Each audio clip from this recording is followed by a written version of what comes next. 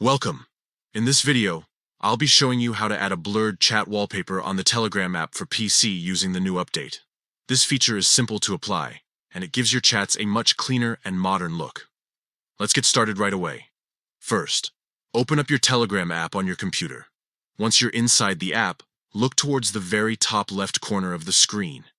You'll see three small horizontal lines stacked on each other.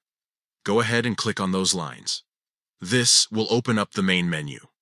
From there, look through the options and find the one called Settings. Click to open Settings, and inside you'll see several different categories.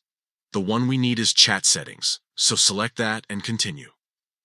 Now that you're in Chat Settings, you'll have some customization options in front of you. To change your wallpaper, look for the option that says Choose from Gallery and click it.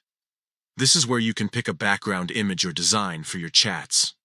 Browse through the available images or select one from your computer that you think fits your style.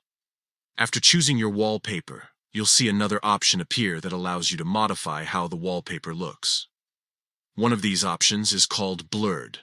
Click on Blurred and you'll notice that the background takes on a soft, stylish look.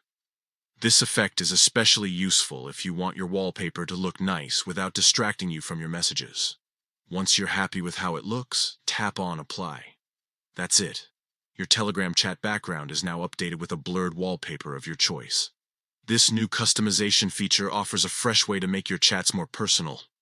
The blur effect is subtle, but it really helps keep the focus on your conversations while still letting your wallpaper add some personality.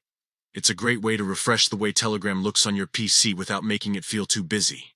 And there you have it, a quick and easy guide to applying a blurred wallpaper on Telegram. Give it a try and see how much better your chats feel with this new update.